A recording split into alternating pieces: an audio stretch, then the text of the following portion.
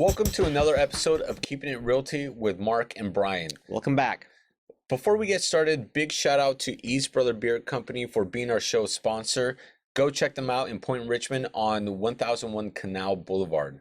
So, Brian, let's jump right into the very first topic here, and it's tenant strikes. This recently made the news a couple weeks ago, and it's continuing to build up. And basically, to summarize it, you have a 14-unit apartment building in which 7 of the tenants have gotten together, have not paid rent for 4 months, and they're basically trying to pressure the landlord into selling them the property through a nonprofit group. And before we really get started, in the past, I've always tried to take a very eloquent and objective view, try to articulate as much as possible the views of both sides, as well as mitigating that with my own opinion.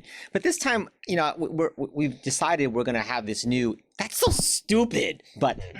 And sometimes some of the topics and the level of audacity of what's being presented as potential laws is just becoming ridiculously upside down. In fact, I have many friends from out of state, and they're well aware of the level of liberalism and in California with respect to these types of laws, and it's getting to the point where it's just upside down. And so from going forward, we're going to have the "that's so stupid" button, and that's really kind of how I want to lead my own opinion with this whole tenant strike aspect.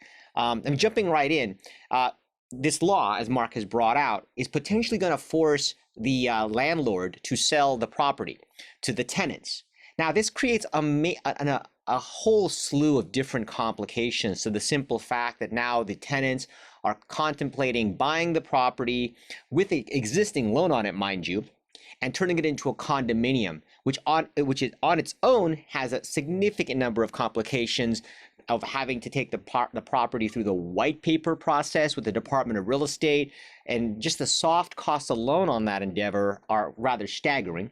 The majority of these tenants won't even be able to fork out the cost of assembling white paper, not to mention many of the tenants, if you just go through the typical profile, the reason they're renting is because they can't afford to buy a property. So if they can't even afford to buy a single family home, how are they going to actually close escrow if the landlord agreed to a price to sell to the tenants in the first place? Well, and I think that's where the tenant group comes into play. The tenant group would buy it on behalf of the tenants, and the tenants would, I don't know, I mean, I guess they could form a little corporation or be part owners.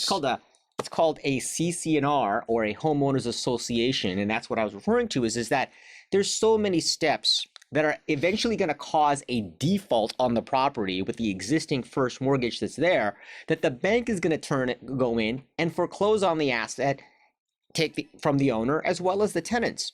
And so, like, for example, the tenants' rights group that is inciting the tenants to this ridiculous idea, they probably don't have the finances themselves to be able to stand up for a 5-unit or commercial loan to acquire the property if they actually force the landlord to sell the property at a price everybody agreed to.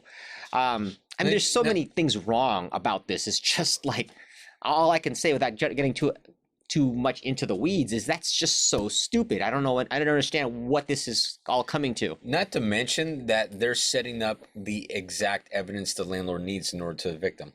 Right. They're not paying the rent. I mean, I totally skipped over the fact that in order to repair things, the landlord kind of needs money to do that in order to run a property.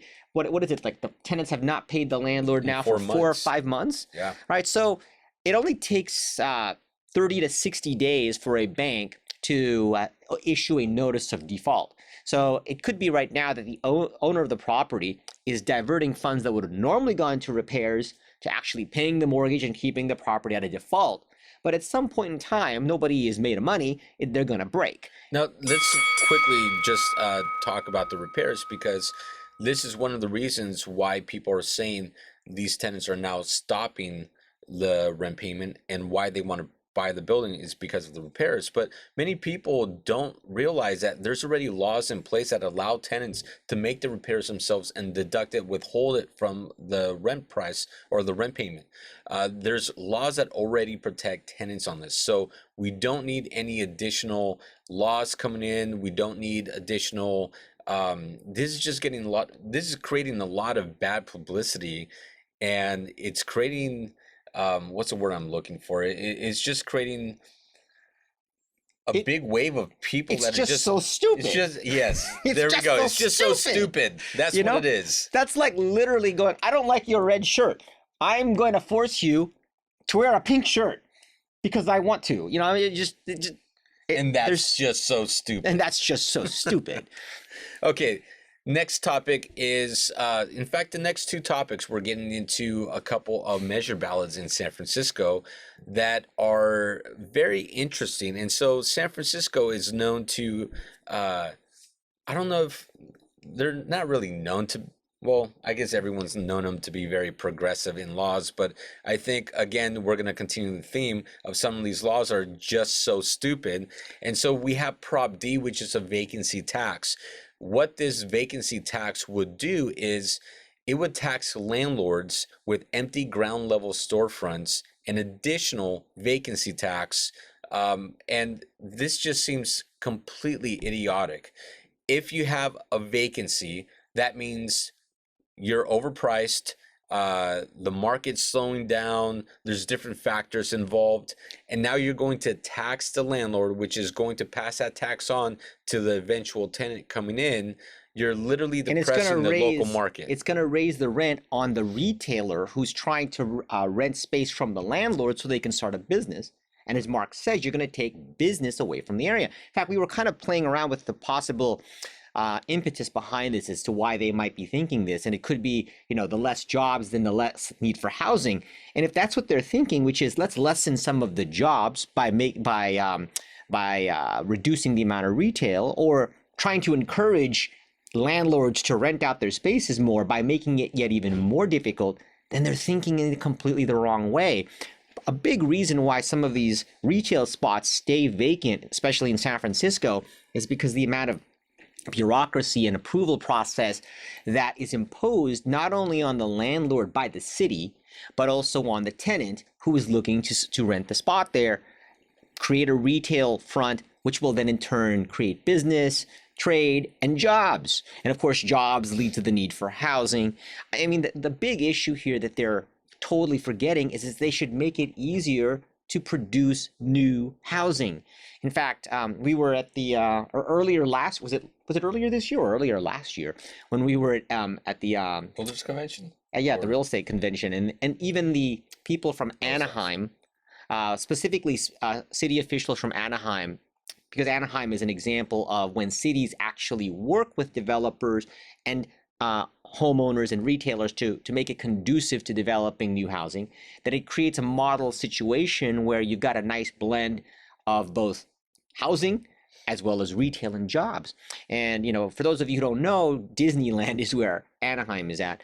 And a lot of those city officials were talking about the fact that a lot of city officials, when they're imposing these impact fees on developers, they're not realizing that they're making it more difficult to actually, by making it more costly to develop property, which then gets passed on to the tenants. And here is yet another example of making it difficult to rent retail space. And it's just like, what are they thinking? It's just so stupid. It's just so stupid. And so as we went through these two topics the other day, I was just appalled again at the audacity that of like, yeah, this is how we solve the problem, by making it more difficult. It's just, I don't know what these people are thinking anymore. Yeah, and the one thing to keep in mind, landlords are in the business to make money.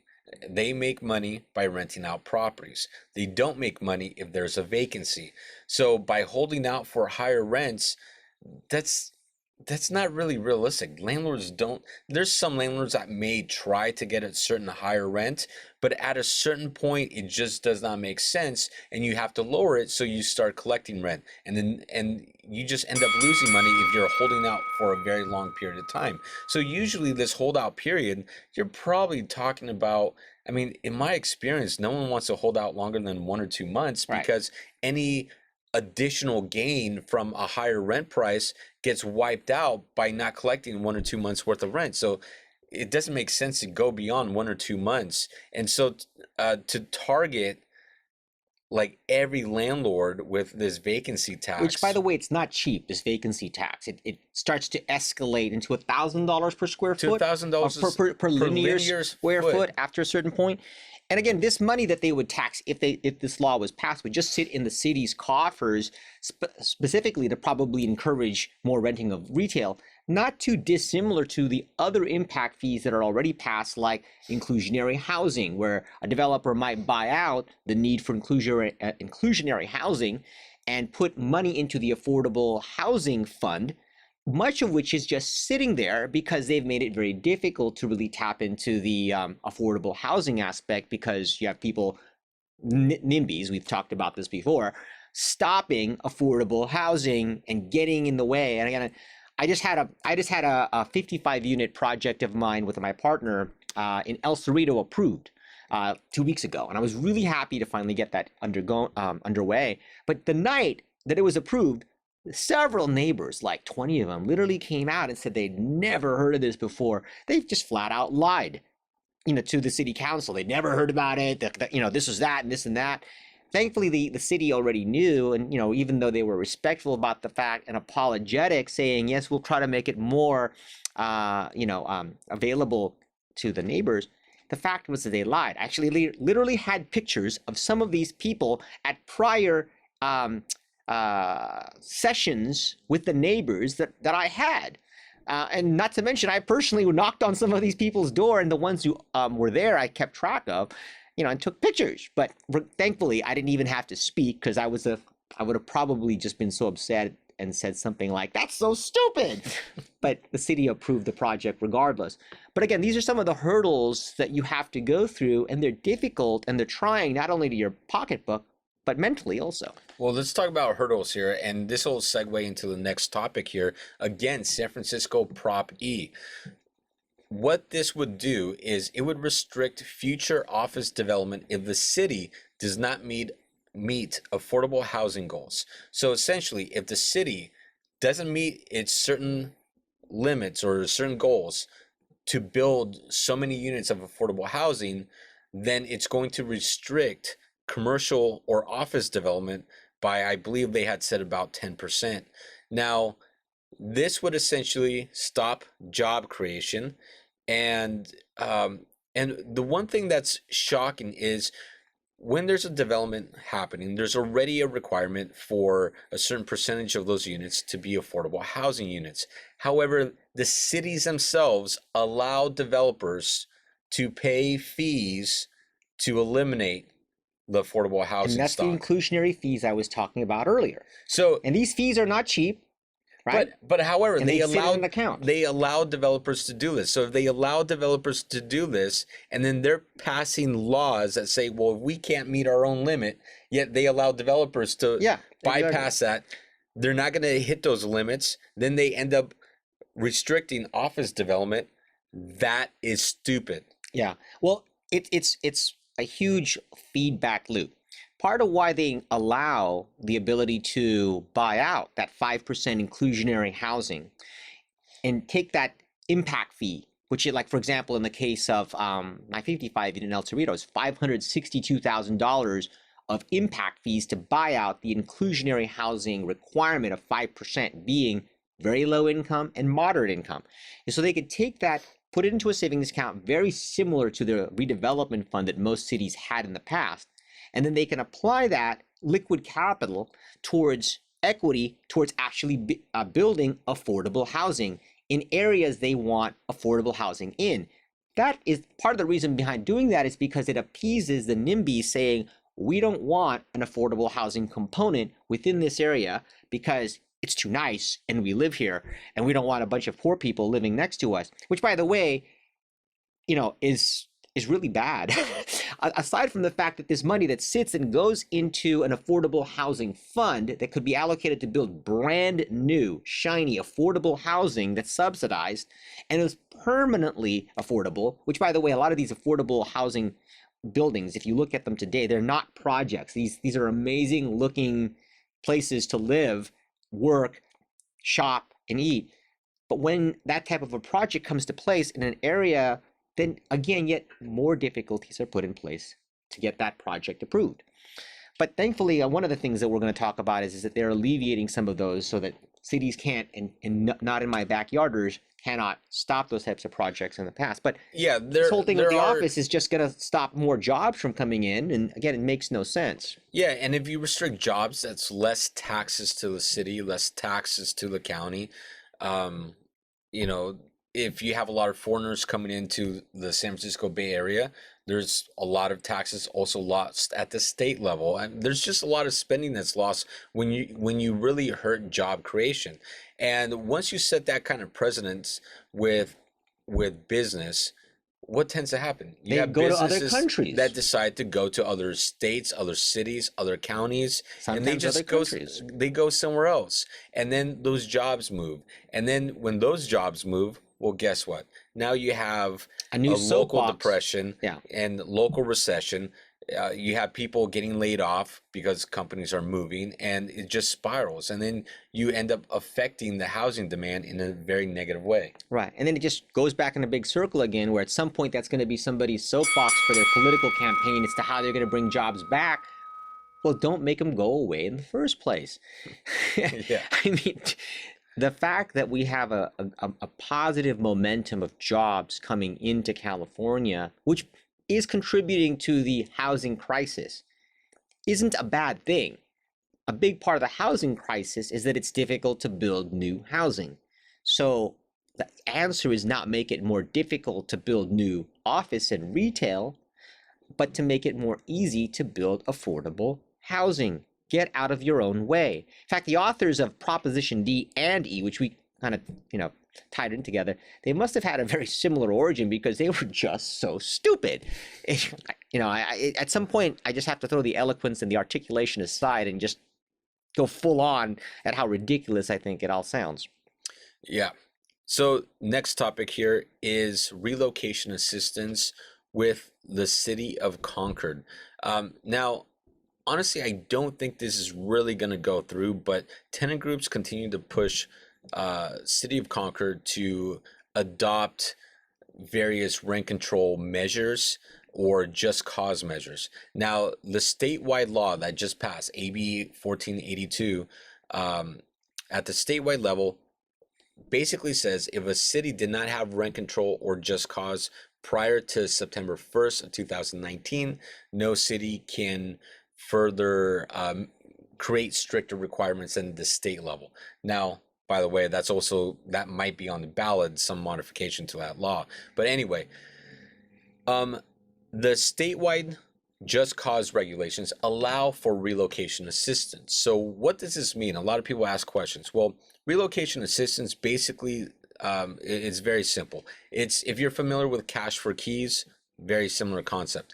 Basically, when the tenant leaves, the landlord pays the tenant a certain dollar amount to get possession of the property. That tenant then uses the payment, called relocation assistance, to relocate to a different property. So that's the simple theory. That's the simplicity behind it. Now, some cities with rent control already in place have certain laws already in effect that are much stricter. So at the statewide level, when you give notice to a tenant to leave and relocation assistance is due to the tenant, you have two options. You can pay them 1 month worth of rent, or you can forego the last month of rent. Now, to give you an example to compare, city of Richmond, for a 2-bedroom property, is $15,814. So this just kind of shows you how different cities treat relocation assistance differently. So going back to Concord, Concord is toying with an idea of $5,000 relocation assistance that would be due to the tenant. So, in fact, here's an interesting fun fact about this, is that the tenants themselves, when these hearings are in front of the city of Concord, are not coming to support this, nor are the landlords. In fact, the landlords who do show up when these types of proposals to the city are made are against it. So the tenants, by not showing up, are voicing the fact that they're not bringing this up. It's The not a big deal. landlords Yeah, it's not showing a up big saying they deal don't for want tenants. it clearly shows that they don't want it. But what's interesting is the tenants' rights activist groups that are showing up and they don't even live in the area. You know, in other political situations, that's called gerrymandering, where you manipulate the vote by sending in people who don't live in the area to try to voice something. But yet nobody's calling out the most obvious. And so there's a lot of really, really ridiculous laws that are being proposed by these tenants' rights activist groups that would basically, like, there's just, I can't even express how stupid they are. I mean, in fact, there's some of the stuff, it's now there's a movement out there where if the house is vacant, then I should have the right to break into it and live in there because you're not using it. So, hey, I don't know, you might have just been on vacation for a while, or I don't know what you were doing, but since you weren't using it, I'm going to break in, live in your place, and you're going to pay the property taxes and take care of me because I'm homeless. And it seems like a lot of these movements are coming out of Oakland. In fact, the tenant groups that go to Concord seem to be, for the most part, coming out of Oakland. And so Oakland tends to be the epicenter for all these Are you seeing it all from these Oakland? tenant I group thought it was ideas. like South San Francisco. No, most of these tenant groups are coming out of Oakland. Wow. The entire squat in a vacant home until you get evicted or try to take it over, that's Oakland. The tenants not paying rent because they want to force the landlord to sell them the property, Oakland. And so all these different issues are coming from Oakland and the politics there. Now, when you look at a lot of the news articles that are coming about some of the topics we're discussing, go into the comment section, and I do have to say one of the refreshing things is to read the comment section of how 99% of all the people that comment are so against these policies and don't want these policies. And hopefully they voice these opinions by going to the ballot. Yeah, it's totally backwards. It rewards bad behavior. It makes somebody stealing from you and breaking and entering the good guy. I had said earlier, I had just come back from Spain maybe 2 weeks ago. I was there for 5 days on business, and specifically, Spain was a beautiful country, had a lot of these older architectural buildings amidst all of this new development. And what was interesting is I didn't see any homeless people, right? There was very few. And I asked, hey, where's the homeless people? They said, we have them, but there's very few. And then I asked, what's their unemployment rate? And the unemployment rate in Spain was like 20%. Whereas ours here in the Bay Area is like it's like 2%, 2.5% in some areas, San Francisco, 3%, yeah. 4%, less than 5% most of the time, which means that typical level of percentage means that there's nobody out of work. People might be transitioning, they might be making ends meet through Uber. There's so many different job opportunities. So there's a huge dichotomy here where you have a homeless population that's growing, that feels very, very entitled to just, hey, you're not using that, I'm going to take that from you and you can flip the bill. And then you have actual groups where the monies that we pay for being a landlord towards business tax and supporting the tenants' rights activist groups are going to support these groups that promote these ridiculously stupid ideas. So there's a huge dichotomy here and twist. Clearly, if you got one country that's looking at us like we're a bunch of idiots, which it is, and they don't have homeless people there, or they do, but it's not as crazy as ours is here, that these laws that we're attempting to pass are not the solution. You see a huge homeless population growing up, not only in California, but like in Seattle and different parts, all of which are taking that same position of tenants' rights where it's to the extreme. We passed a series of laws that would balance the equation and keep it fair for everybody, but now they have the audacity to just ask for a ridiculous extreme. And it's not helping it's not the solution. So Brian, what's the theme? That's so stupid. Okay, let's get into our property analysis. Brian, what do you have for us? So in this week's property analysis, we're going to look at the value adds on a specific building that I'm actually in contract to buy in downtown Oakland. Specifically, the building I'm looking at in downtown Oakland is right in the heart of Chinatown. It's an 11,000 square foot brick building, 3 stories. specifically about this property is that there's an existing Chinese grocery store that is there. When I saw the property, I really fell in love with the opportunities and its location. The family that's owned this building for several years and ran the family Chinese grocery store there, they're now selling the property and they're exiting the business altogether.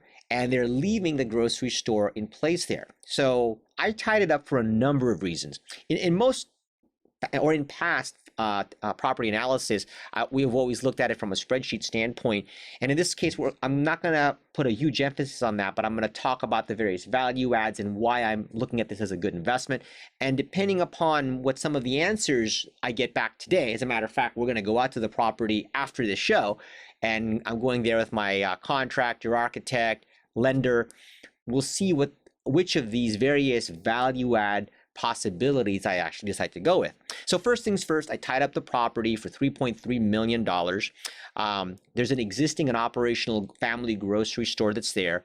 And part of my goal with it is to be able to acquire the property, not only to be able to set up a separate business that runs and continues to run the grocery store, which then would enable me to be eligible for SBA financing and get an amazing leverage on the property or acquiring the property.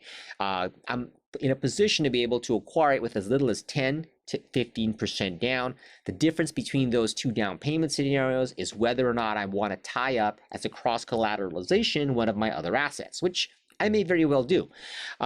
The main thing that I'm looking for once I go there with my lender is making sure that based upon the income or profit and loss of the existing business, if not only would it be eligible for a 90% loan, which lets me come in with its 10% down, but would that mortgage payment be supportable by running and continuing to run a Chinese grocery store there.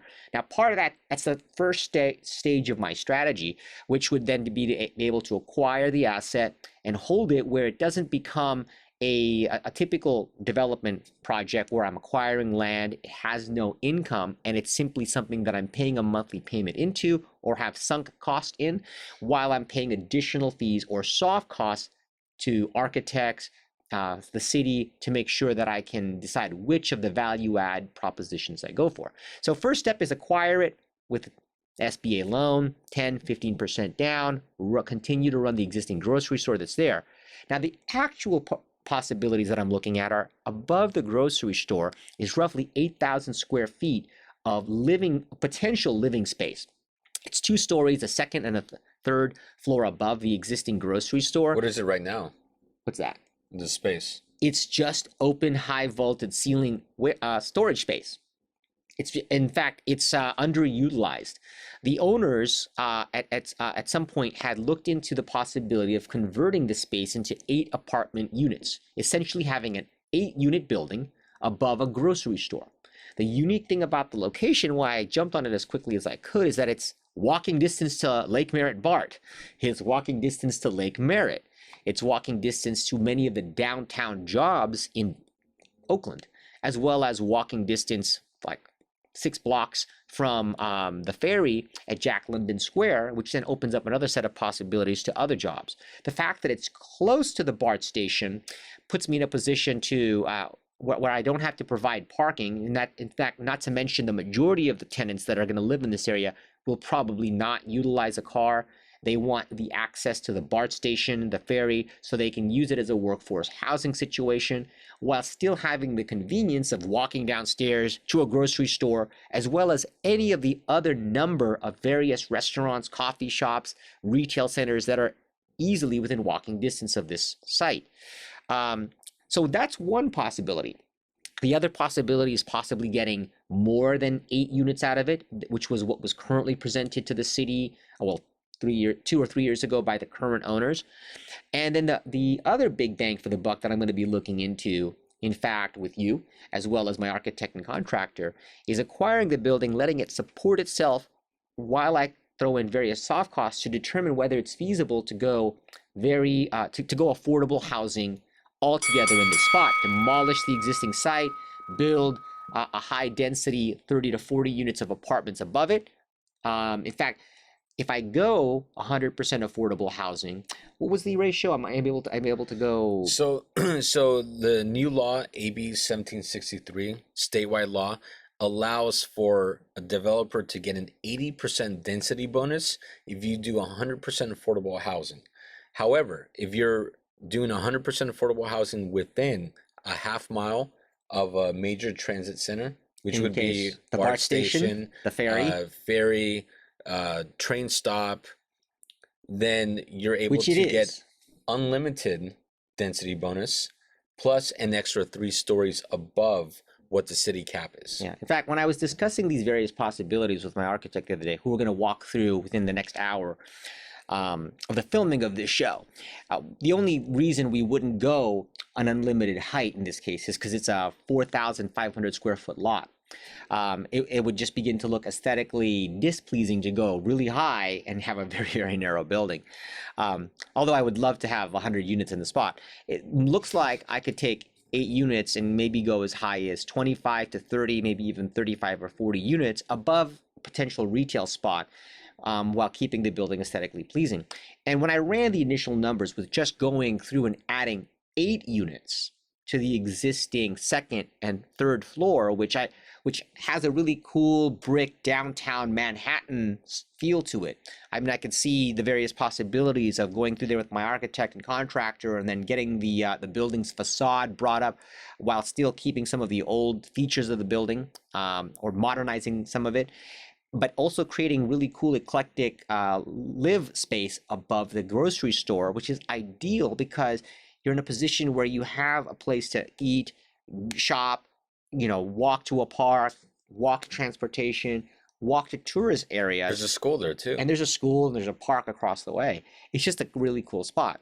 But like I said, I always want to look at the various possibilities. This is part of what we describe as developers as a value add. What are different things that I could change about the property, whether it's as simple as reducing the expenses to looking at, what is the highest and best use I can get out of the property based on the cost to do so versus the income it would generate. And so this is a whole nother type of property analysis, just really looking at that. And so hopefully as we go through and we have more positive traction as I go through my due diligence period on the building, that we'll be able to unveil other various possibilities as to the direction I actually decide to go with this property, and we'll turn this into an ongoing analysis. Again, it'll give you food for thought on different things that you might do if you're looking to invest in real estate, or if you own an existing property like this. Many times I'll get calls from owners that may not necessarily want to sell their building, but may want to look at the possibility of redeveloping it, if not for the fact that they don't have the wherewithal or experience to do so. So sometimes they'll partner with someone like me. They'll, as their contribution to the syndication, add the value of their building, and then we'll simply run numbers to determine what each person's pro rata share is. Again, there's all various types of possibilities of investing in real estate that go above and beyond the various analysis of cap rate, return on investment, and cash on cash return that we tend to look at in most property analysis that we've done in the past shows. Perfect. So again, thank you for East Brother Beer for being the sponsor.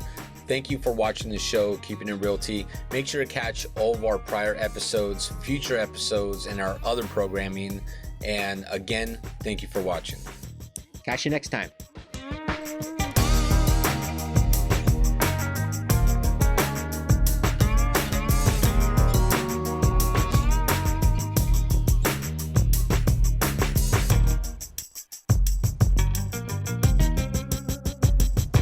That's so stupid.